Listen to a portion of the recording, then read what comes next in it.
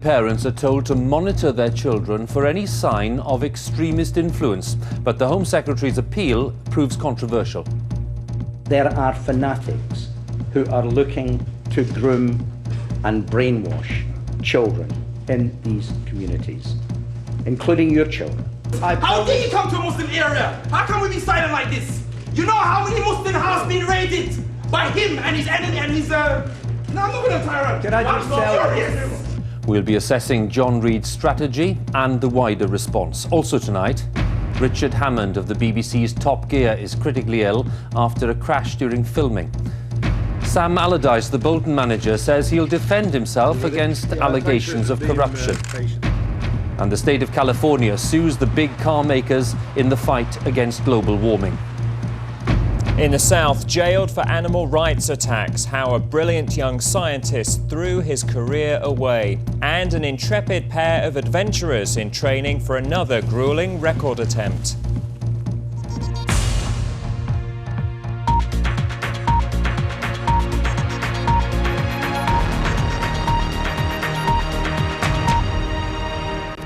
Good evening. Muslim parents should look out for any evidence of brainwashing or extremist influence on their children. The appeal was made in East London today by the Home Secretary. But John Reid's speech was interrupted by hecklers, one of whom, a known extremist, accused Dr. Reid of being an enemy of Islam. Another warned that the Home Secretary would pay the price for his remarks. First tonight, this report from Daniel Sanford. Hi, how are you? Nice to see you. He'd come to ask for help in tackling extremism, less than a mile from where police made last month's major terrorism arrests. The Home Secretary, John Reid, was speaking to an invited, mostly Muslim audience in East London. No part of this country which any of us are excluded from. But he hadn't got far when an uninvited heckler interrupted. You know how many Muslims have been arrested? Over 1,000. Not time for dialogue. When they come in the morning to your house, they're not going to say Bismillah, Assalamu alaikum. They're going to kick your door down. It was Abu Izzadeen, a British-Jamaican convert to Islam who used to be known as Trevor Brooks. He's a former member of the now banned radical group Al-Ghuraba and is already under investigation by the police. When you're in bed with your wife, they'll drag you from your own bed. You are a tyrant. How dare you? Don't push me. He'd got past the very limited security. Eventually he was removed, and John Reid hadn't yet reached the most controversial part of his speech. And there is no nice way of saying this, but there are fanatics who are looking to groom and brainwash children in these communities, including your children. And they are grooming them for one thing: to kill themselves in order to murder many others as they do it. So all I say is look for those telltale signs now. But what sort of telltale signs might identify a suicide bomber, like those on July the 7th? Officials say it's things like dropping out of school or college, keeping unusual hours, and attending a different mosque. But those could all be signs of a normal rebellious adolescence. And some in the audience couldn't imagine parents handing their children in to the police. No parent's going to do that. They saw already the raid in Forest Gate when a young boy was dragged downstairs 4 o'clock in the morning, shot by the police, and within 2 weeks he was released. Many of John Reid's audience were genuinely angry at what he had to say, but they were also frustrated that their concerns were hijacked by a few noisy protesters. Daniel Sanford, BBC News, Leighton. Well, the nature of Dr. Reid's appeal has raised several questions about his strategy. Some people have insisted that he's now in danger of alienating the very community that he needs to win over. Margaret Gilmore explores the wider impact of the Home Secretary's remarks. It is the enemy within that this is about. Young British men ready to attack their own. The threat brought home so violently on July the 7th. But is the government's tough stance on terror too tough on Muslims, alienating those the security forces most need on side, the Muslim community? This is not a square number, so try... This Muslim elder went to see John Reid speak. A father of 6 who came as a child from Pakistan, he told me in the current climate strangers sometimes look at him suspiciously. But he agrees Muslims must take a stand. Dr. Nazir Ahmad is headmaster of a private school. It is our responsibility to move them away from terrorism as well. I mean, they should not go in the hands of some people that they can mislead them or misuse them. And would you tell the police if you were suspicious of your own or...? Of course. This is incredibly difficult, sensitive territory, balancing the terrorist threat against the rights of Muslims not to be unfairly labelled or targeted. But in focusing so directly on the Muslim community, in effect telling Muslim parents how to deal with their own children, the Home Secretary is taking a risk. Unlike the elders, those at a youth club I visited today said grassing on children would backfire and could push the young towards terrorism. They're of a generation, British-born, that feels increasingly alienated. Akhtar Ali is a 21-year-old youth worker. Young people have trust in their parents and their older brothers and sisters. Now, for some reason, if they go around and spying on their own kids, those young people will be going away from home. They might just leave home, and that will mess up the family. Melanie Phillips, author of a controversial book on the issue, doesn't buy that.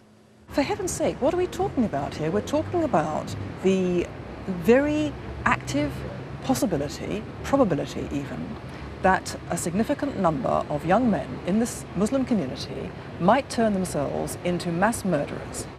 But Hitisham Hibatullah warns against patronising Muslims because of the extremes of a minority.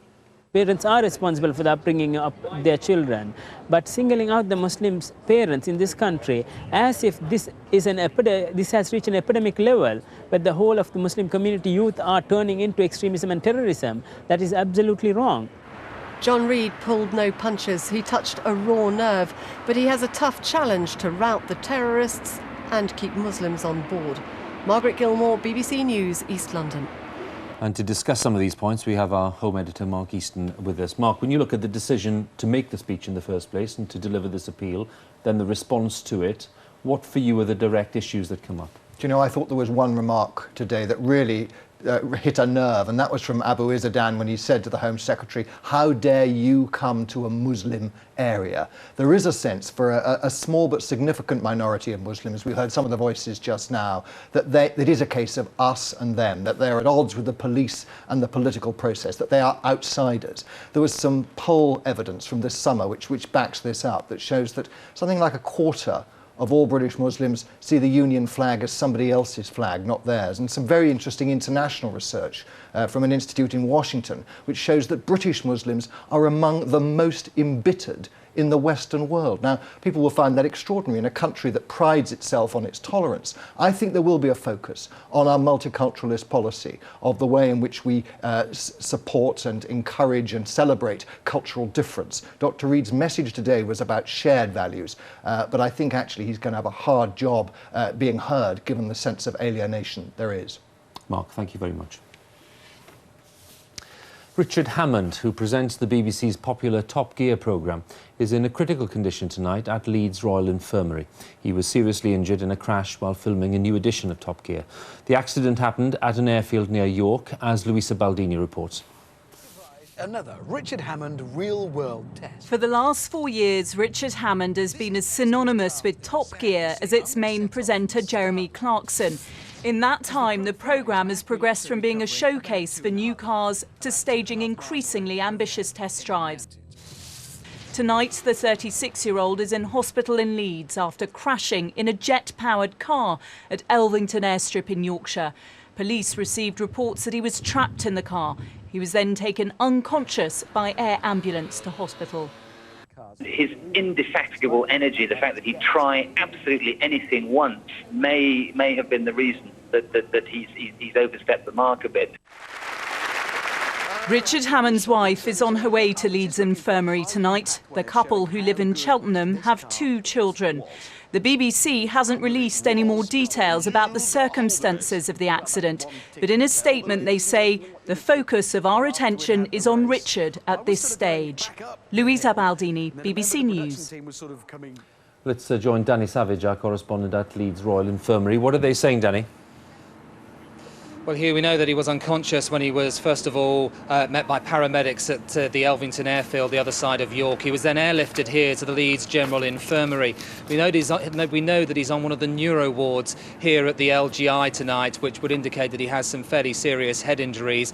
We know that he's in a critical condition, and I think the fact that he was airlifted here to this main teaching hospital as opposed to other hospitals which were nearer to where he had that accident would highlight the seriousness of his injuries tonight. But we just know that he's in a critical condition here at the moment at the LGI. Danny Savage, thank you very much. Sam Allardyce, the Bolton Wanderers manager, who was accused of taking bribes by the BBC's Panorama programme, says the allegations are lies. He announced today that he was taking legal advice. The Football Association says it will carry out its own investigation into every agent, manager and club named in the programme, as Adam Parsons reports. One statement, lads, if you want. Yeah. The day after he was accused of corruption, Sam Allardyce emerged in combative mood this afternoon, insisting he was utterly innocent. Obviously, I'm denying all the allegations that have been alleged against me. The matter's in the lawyer's hands and will be resolved by due process. I have instructed my lawyers this morning to take the appropriate action. So are we now confronted with the not-so-beautiful game? These are the three agents who were secretly filmed claiming Allardyce accepted illegal payments, known as bungs. Their allegations part of a Panorama programme that also alleged improper conduct by some of the leading managers and clubs in English football. Here at the Football Association, the response to last night's programme has been quick and forthright. They say they take any allegations of corruption extremely seriously. Now the FA have set up their own inquiry into the claims made. The Premier League is also holding an investigation. Lord Stevens has already spent months investigating Premiership transfers. The government says he must now also scrutinise these new allegations. What we've got to make sure is remove the tarnish image of football and sport generally and make sure that young people can look up to it. It's very important as part of our society that we make sure that sport is clean. English football is very rich. Nearly £10 billion has been generated by Premiership clubs in the past 12 seasons. So has all that money corrupted the sport? I don't think the game is corrupt in that manner, but what I think, if you look at the history of game, it always has been a cash industry, a cash profession. And I think it would surprise anybody if you look at the average, if during the history of the whole game, if we haven't had one or two dodgy people in it. The challenge for football now is to tackle the problem. In the Football League, the influence of agents has been reined in, and that's a model the FA is likely to follow. Our clubs cannot pay agents for acting for players. If the agent's acted for the player should pay the agent. People said it'll never work, there'll be mayhem. Actually, it's working extremely well.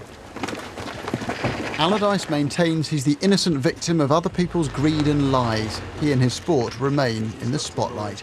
Adam Parsons, BBC News. A third person has been arrested and released on bail tonight in connection with the Cash for Honours inquiry. The man, who hasn't been named, was questioned by officers from the Metropolitan Police Specialist Crime Directorate. Officers have also re-interviewed Labour's chief fundraiser, Lord Levy. Well, let's join our political correspondent, James Hardy, at Westminster. This third arrest, James, do we know any more about it? Well, a great deal of mystery at Westminster tonight, Hugh. The Metropolitan Police will simply say that it was a man, that he was taken and questioned at a police station outside of London, and that he was later bailed. Now, I understand from a senior government source it was nobody from 10 Downing Street. That means it could potentially be a Labour donor, one of the people that lent the party money. Equally, though, it could be somebody from the Conservative side. They too raised money through loans. They too are under investigation. A Conservative spokesman has said tonight, as far as he's aware, it isn't anybody from their side, so really the plot thickens. The one thing that is clear, though, is that this investigation, which some treated as a bit of a joke at the start, is going on. It was expected to finish this month. It looks like it might drag on now into October, perhaps early November. And Tony Blair himself could still be questioned by police, which, frankly, politically, at this moment, is the last thing the Prime Minister needs. James at Westminster, thank you. And coming up on tonight's programme. 3 million years old, the skull, that's a major discovery in the study of human evolution.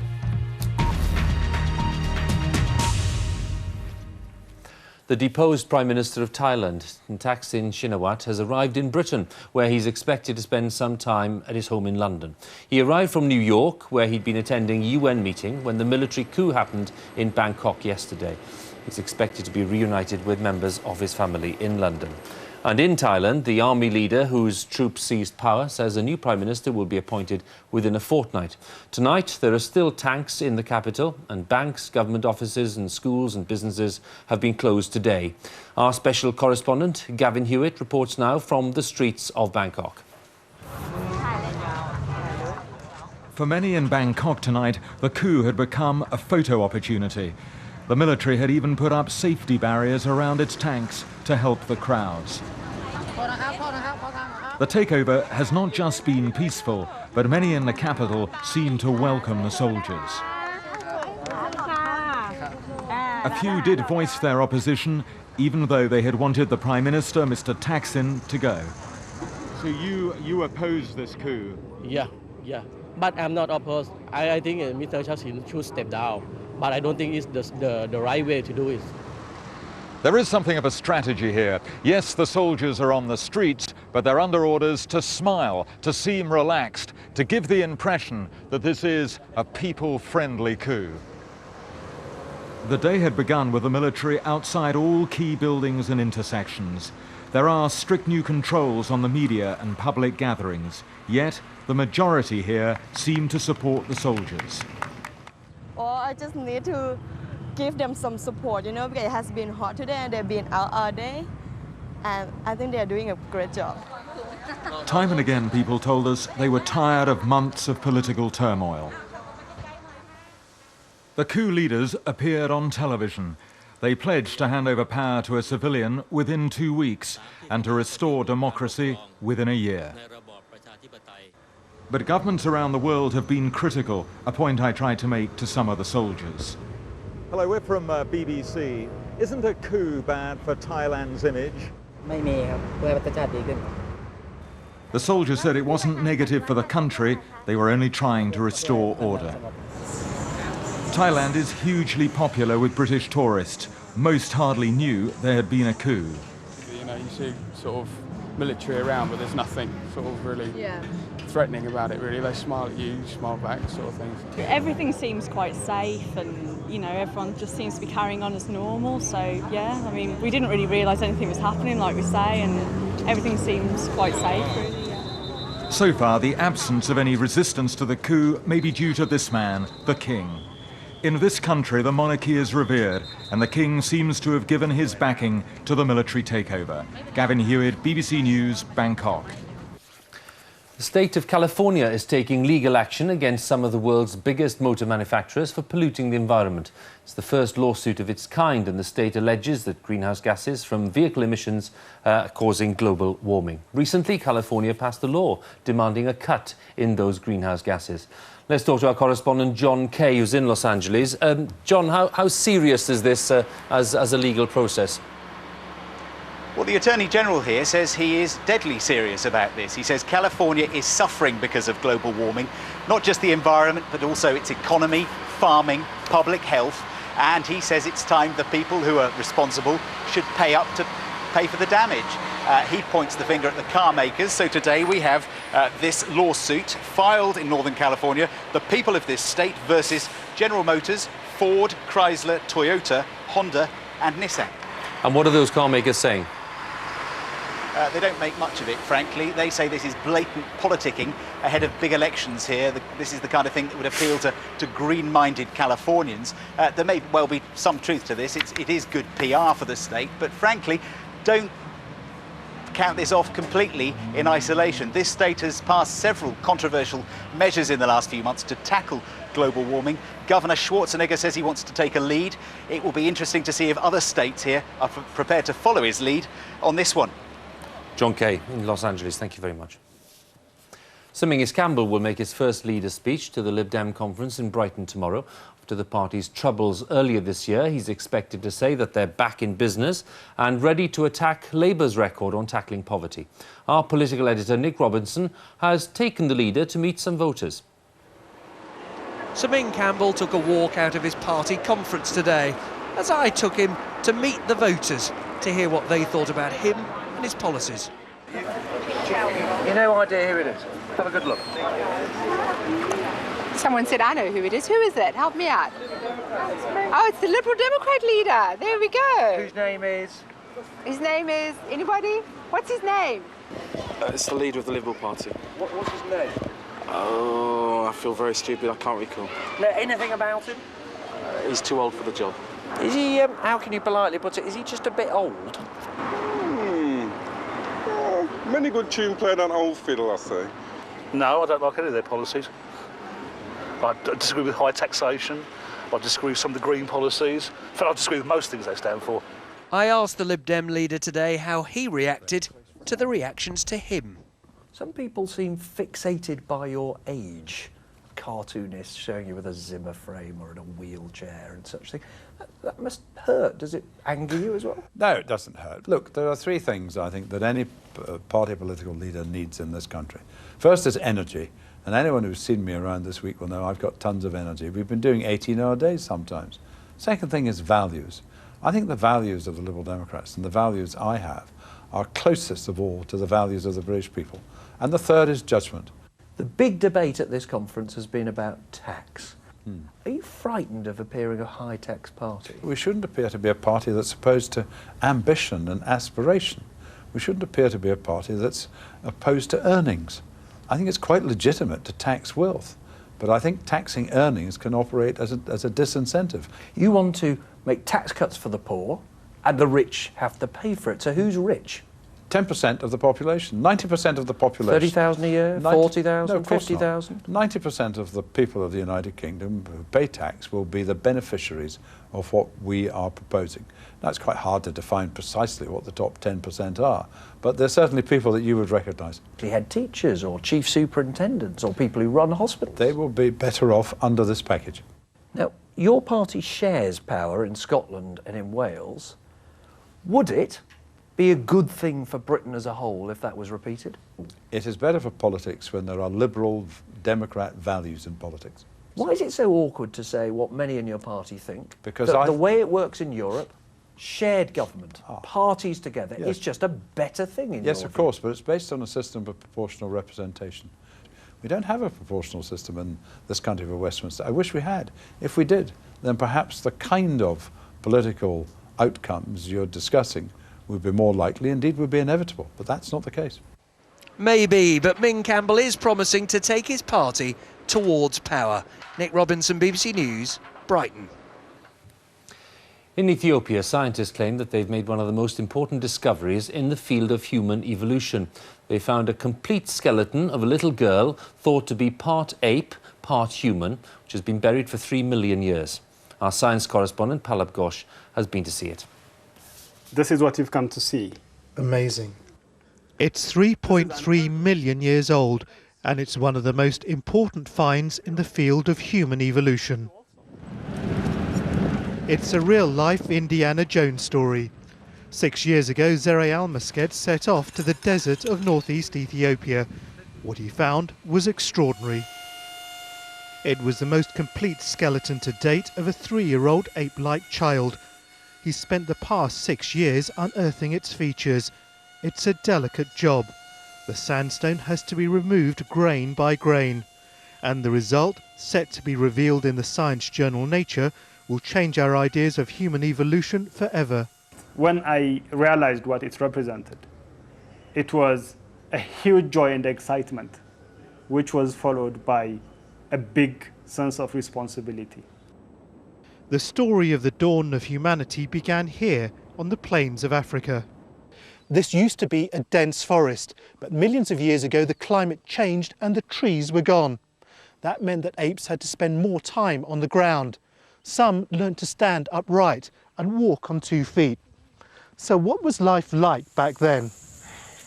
The new discovery has confirmed that even when young, these creatures walked upright, but their shoulders were gorilla-like, so they were comfortable clambering up trees too. But the most remarkable discovery of all is that the ape child's brain was probably still developing. Only humans have an extended childhood, so this creature may well have been one of the world's first children. So where does this creature fit into the history of human evolution? Around 6 million years ago, our ancestors diverged from the great apes. They started off looking ape-like, and at this point, 3.3 million years ago, our baby girl emerged. Her kind was among the first to walk on 2 feet. Creatures like these gave rise to the first primitive humans, and then, eventually, us. I think to have such a complete fossil of a child from 3 million years ago really gives us a great window into looking at the growth and development of this pre-human species that may be our ancestor.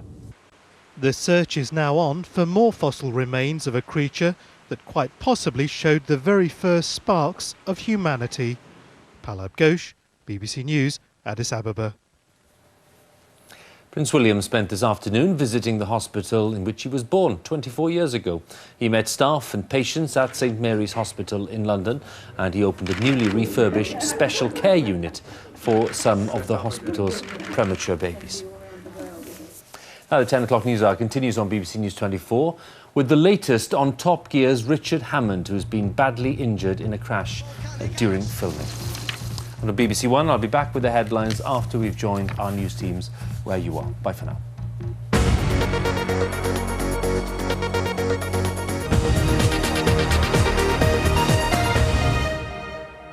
Good evening, I'm Alan Sinclair with the news in the south. A scientist from Hampshire is beginning a 3-year jail term tonight after waging a sabotage campaign against companies linked with an animal testing lab.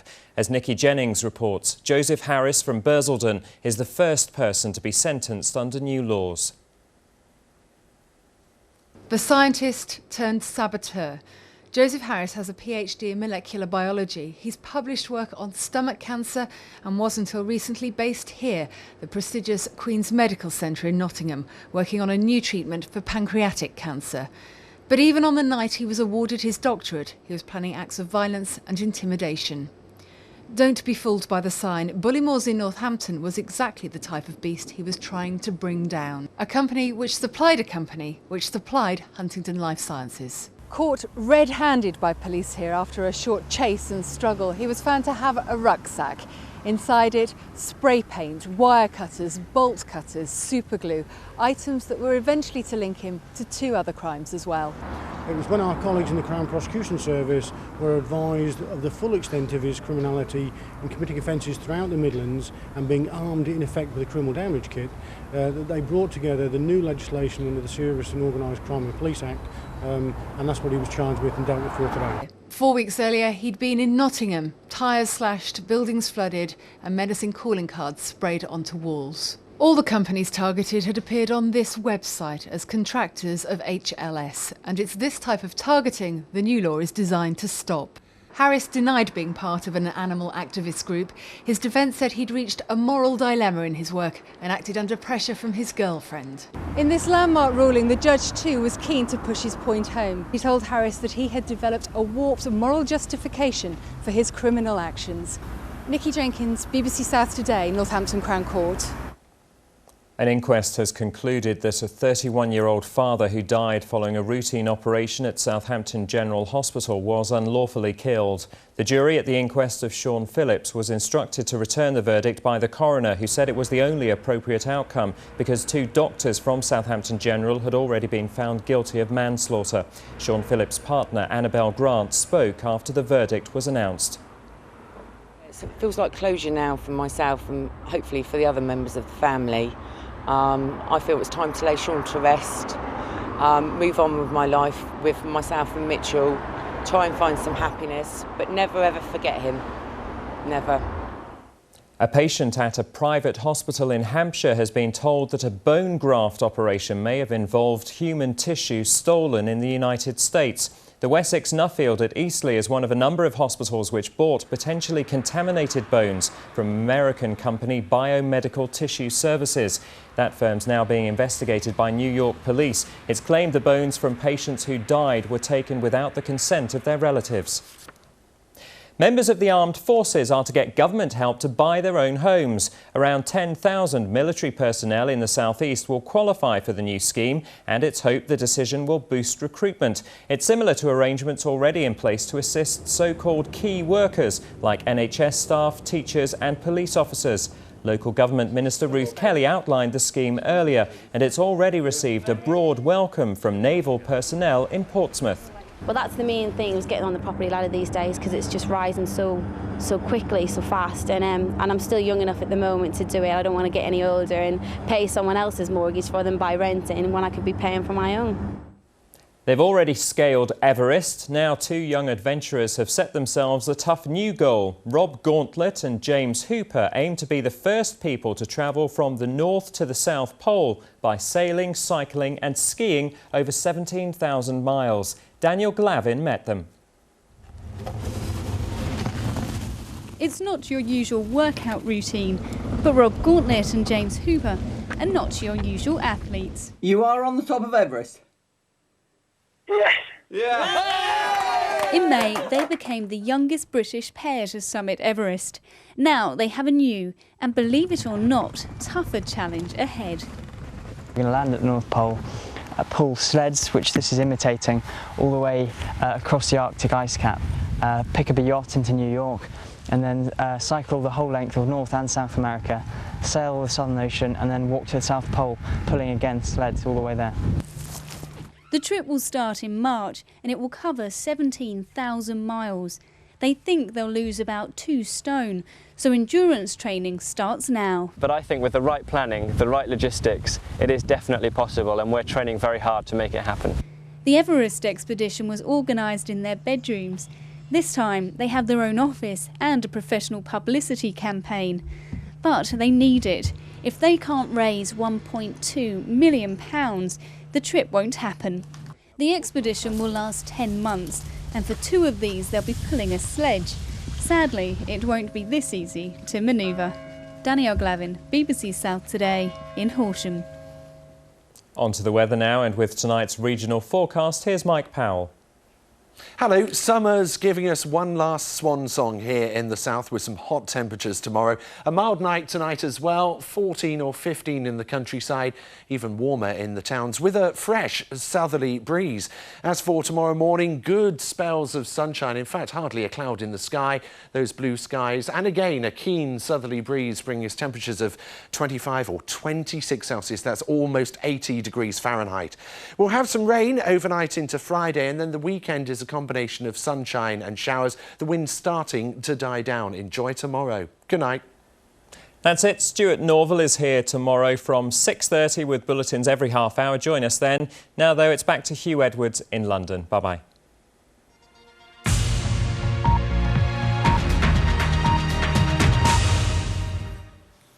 Tonight's main news, the Home Secretary John Reid has asked Muslim parents to monitor their children for any sign of extremist influences. And the BBC's Top Gear presenter Richard Hammond is critically ill tonight after an accident while filming. Newsnight is on BBC Two, but from all of us here on the 10 o'clock team, good night.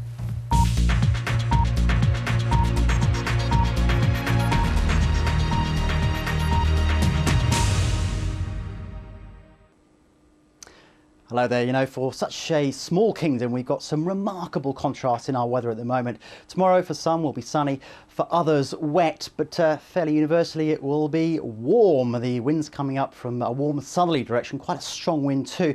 And unfortunately for Scotland and Northern Ireland, it's carrying an awful lot of moisture.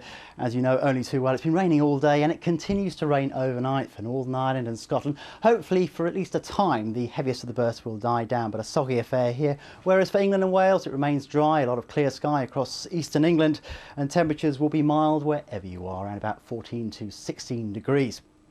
So Thursday starts with these dramatic contrasts, and that's the way we stay.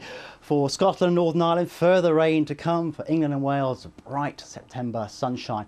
Gradually the heaviest of the rain easing away a little bit further northwestwards, so the hope just the hope of some improvement across parts of Scotland and Northern Ireland, but not much. Maybe some drier, perhaps brighter spells for eastern areas, but generally cloudy with further dampness out west. 19 degrees in Belfast, still with that blustery wind. Some dampness still for western Scotland, but perhaps it'll brighten up a touch for Aberdeenshire.